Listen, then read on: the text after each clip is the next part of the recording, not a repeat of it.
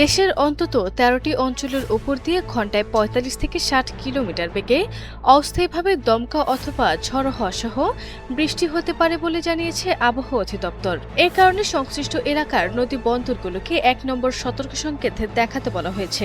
শুক্রবার ১৯ জুন ভোর ৫টা থেকে দুপুর ১টা পর্যন্ত দেশের অভ্যন্তরীণ নদী বন্দরের জন্য দেয়া আবহাওয়ার পূর্বাভাসে এই তথ্য জানানো হয়েছে। পূর্বাভাসে বলা হয়, রংপুর, দিনাজপুর, রাজশাহী, পাবনা, বগুড়া, টাঙ্গাইল, ময়মনসিংহ, খুলনা, কুমিল্লা, নোয়াখালী, চট্টগ্রাম, কক্সবাজার ও সিলেট অঞ্চলের ওপর দিয়ে দক্ষিণ বা দক্ষিণ-পূর্ব দিক থেকে ঘণ্টায় ৪৫ থেকে ৬০ কিলোমিটার বেগে অস্থায়ীভাবে দমকা অথবা ঝড়ো হওয়া সহ বৃষ্টি হতে পারে। এদিকে আজ সকাল ৭টা থেকে পরবর্তী ৬ ঘণ্টার জন্য ঢাকা ও পার্শ্ববর্তী এলাকার আবহাওয়ার পূর্বাভাসে বলা হয়েছে, আকাশ আংশিক মেঘলা থেকে অস্থায়ীভাবে মেঘলা থাকতে পারে।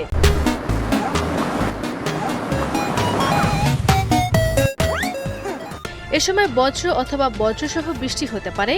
দক্ষিণ বা দক্ষিণ পশ্চিম দিক থেকে ঘণ্টায় ১০ থেকে ১৫ কিলোমিটার বেগে বাতাস প্রবাহিত হতে পারে। দিনের তাপমাত্রা প্রায় অপরিবর্তিত থাকতে পারে বলেও জানিয়েছে আবহাওয়া অধিদপ্তর। আজ সকাল ৬টায় ঢাকার তাপমাত্রা ছিল ২৫.৪ ডিগ্রি সেলসিয়াস এবং বাতাসের আর্দ্রতার পরিমাণ ছিল ৯৫%। গতকাল ঢাকার সর্বোচ্চ তাপমাত্রা ছিল ৩৩.৪ ডিগ্রি সেলসিয়াস। আজকের সর্বনিম্ন তাপমাত্রার রেকর্ড করা হয়েছে ২৪.২ ডিগ্রি সেলসিয়াস। আরবি ইসলাম হিমু, এনটিভি অনলাইন।